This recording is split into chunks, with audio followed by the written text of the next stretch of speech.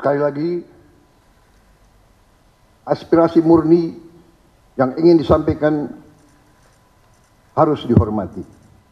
Hak untuk berkumpul secara damai harus dihormati dan dilindungi.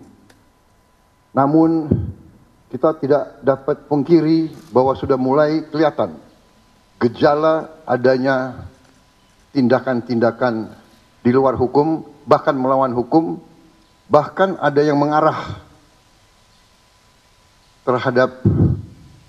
kepada makar dan terorisme.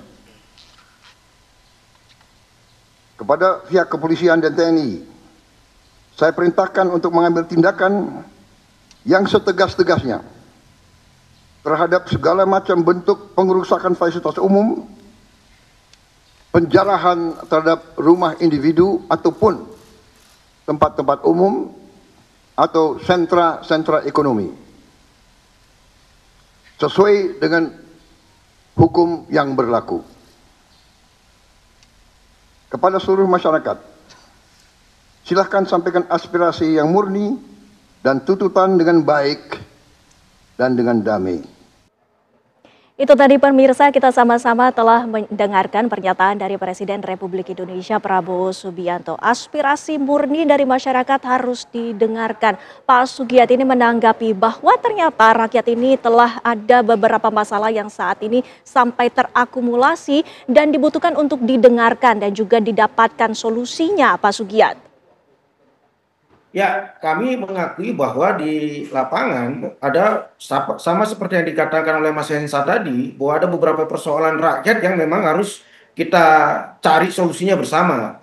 Tapi kalau kita mau fair, Mbak, bahwa Pak Prabowo itu kan dilantik di tanggal 20 Oktober 2024. Jadi postur anggaran 2025 itu sudah ditetapkan ketika beliau belum dilantik. Walaupun beliau terlibat dalam menyusun anggaran itu di APBNP 2025. Jadi memang sebagai presiden pada tahun pertama ini beliau belum bisa bergerak untuk mengorkestrasi bagaimana kebijakan ekonominya. Tapi di 2026 ini sedang dalam proses pembahasan di DPR. Kita sangat optimis bahwa akan terjadi perbaikan-perbaikan ekonomi yang akan dijalankan. Apalagi ada beberapa program Pak Prabowo yang itu sangat menyentuh hajat hidup rakyat. Misalnya terkait dengan program makan bergizi gratis, pembangunan dapur-dapur umum, itu pasti akan bisa menjadi salah satu solusi dari bagaimana rakyat bisa bekerja.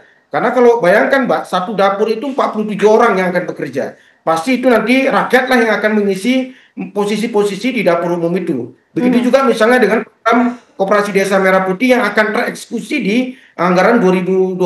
Itu pasti akan menggerakkan ekonomi rakyat, ekonomi desa di akar rumput, yang secara otomatis bisa meningkatkan kesejahteraan rakyat.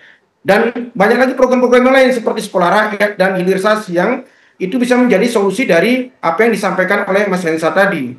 Nah, terkait dengan bagaimana apa yang disampaikan oleh Mas Hensa bahwa ada semacam apalah ketika rakyat sedang susah, DPR katakanlah menaikkan tunjangan segala macam, ya disampaikan oleh beberapa pimpinan partai politik yang kemarin itu sudah sepakat bahwa kita akan sepakat misalnya moratorium kunjungan luar negeri itu akan dihentikan, terus bagaimana tunjangan rumah sudah di stop dan lain sebagainya. Kalau saya Mbak, karena saya latar belakang aktivis, saya pikir tidak terlalu persoalan dengan apa yang menjadi keresahan masyarakat itu. Kita prinsipnya sepakat saja bahwa kita menjadi anggota DPR RI kan niatnya bukan yang lain-lain, tapi bagaimana masyarakat yang menjadi aspirasi di dapil kita bisa perjuangkan di tingkat pusat. Saya pikir itu. Dan masih banyak juga anggota DPR RI yang 580 orang itu di DPR, saya pikir punya semangat yang sama, Mbak. Baik. Yang juga menjadi perhatian dari pernyataan Presiden Republik Indonesia Prabowo Subianto adalah dengan adanya aksi teror dan juga aksi anarkistis yang saat ini juga sampai dengan saat ini menjadi perhatian tidak hanya dari Presiden tapi juga seluruh masyarakat dari Indonesia. Mas Herman, Anda menanggapinya seperti apa? Ya, tentu ini kan berawal dari pemerintah juga membuka ruang sebetulnya untuk ruang demokrasi dan penyampaian aspirasi. Bahkan di DPR sebetulnya dalam periode ini sudah dibentuk alat kelengkapan dewan yaitu Badan Aspirasi Masyarakat. Ini kan untuk membuat kanal. Dan tentu kanal aspirasi ini diharapkan ya sebetulnya untuk menampung berbagai harapan, berbagai kritisan masyarakat, yang inilah yang kemudian direspon secara kolektif, kolegial di DPR. Mestinya kan tidak harus kemudian ada demonstrasi di jalan kalau kemudian kanal ini betul-betul dapat diefektifkan. Oleh karenanya tentu nanti ke depan kami juga akan usul kepada pimpinan agar badan aspirasi masyarakat ini bisa menangkap lebih lebih terbuka dan tentu masyarakat bisa menyalurkan berbagai aspirasinya. Nah, terkait dengan indikasi apakah ada anarkisme dan kemudian terorisme, tentu ini ada indikasi ya. Namanya Pak Presiden tentu banyak informasi yang masuk kepada beliau dan melihat bagaimana suasana. Kan kalau normal-normal saja menyampaikan pendapat, pandangan masyarakat kan biasa. Di depan DPR juga sudah biasa. Bahkan kami ya hampir setiap minggu juga ada demonstrasi. Tetapi ini lain gitu ya. Ada hal lain yang tentu kemudian diiringi dengan adanya pembakaran, adanya perusakan gedung-gedung negara, fasilitas-fasilitas umum, yang sesungguhnya ini juga sebetulnya dibiayai oleh uang rakyat. Ini juga ada fasilitas negara yang tentu semestinya kita jaga bersama. Kantor-kantor kepolisian, kemudian kantor-kantor DPRD itu kan gedung-gedung milik negara, bukan milik anggota DPR. Nah, oleh karenanya melihat indikasi seperti ini tentu banyak informasi yang masuk yang kami tidak tahu karena ini sudah menjadi ranahnya eksekutif. Namun kami partai-partai tentu mendukung setiap langkah Presiden, langkah Bapak Prabowo Subianto untuk mengambil langkah-langkah yang strategis untuk menormalisasi dan tentu ke depannya bagaimana menjamin segenap rakyat Indonesia dari berbagai aspek, dari sisi keamanan, dari sisi sosial, dari sisi ekonomi yang tadi diharapkan oleh Mas Hensat. Tentu ini ke depannya bagaimana disentuh secara baik dan dapat dirasakan secara adil oleh masyarakat. Baik, Bang Hensa, silakan menanggapi. Sesungguhnya apa yang menjadi penyebab sehingga terjadinya eskalasi ataupun perubahan arah dari sebelumnya memberikan pernyataan ataupun aspirasi hingga terjadinya beberapa daerah yang terjadi aksi anarkistis ini, Bang Hensa?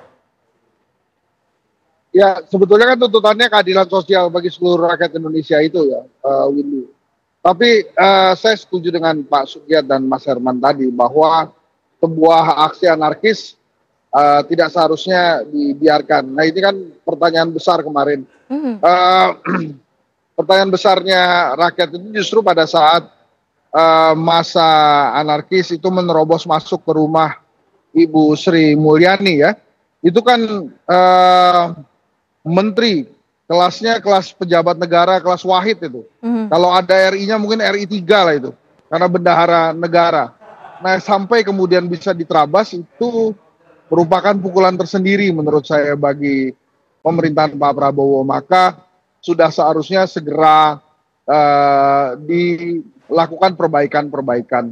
Kemudian yang kedua, saat ini menurut saya pemerintah perlu ada tokoh-tokoh yang menenangkan gitu ya. Maka saya menghimbau Presiden juga bicara dengan para mantan presiden, para mantan wakil presiden yang memiliki masa besar untuk bisa menenangkan dan memberikan pengertian terhadap kondisi negara saat ini. Kemudian saya juga menyarankan bagi pemerintah untuk kembali berkomunikasi dengan media massa mainstream, baik itu TV, radio, cetak maupun online, agar mereka memberikan suasana yang menyejukkan, menyampaikan pesan-pesan yang baik.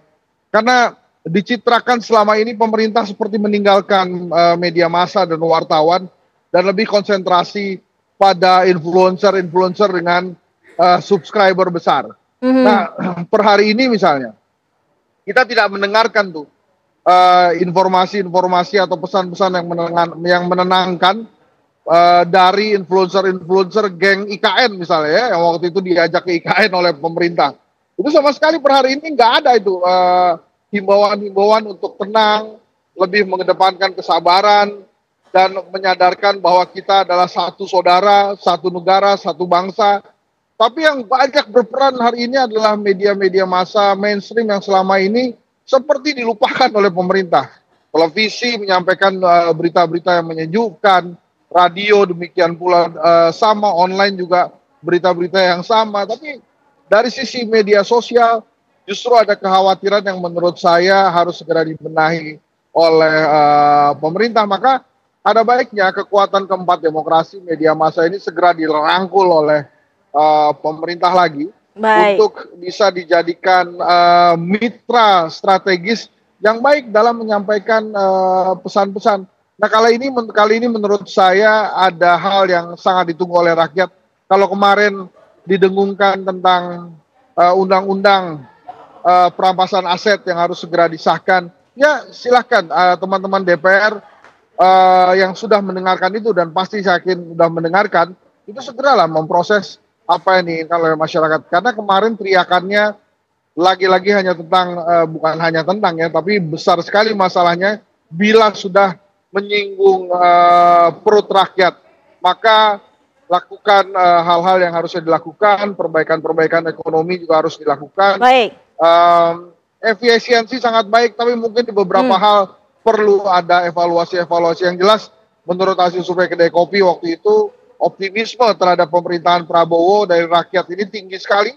Maka yang kemarin dijadikan pelajaran pahit tapi berharga gitu ini. Baik, pertanyaannya kemudian apakah media sosial memiliki peranan dalam beberapa hal termasuk dalam pendapat dari masyarakat. Sebelumnya, pemirsa, kami juga akan menghadirkan berita tentang Polda Metro Jaya menggelar patroli skala besar di Jakarta hingga Depok.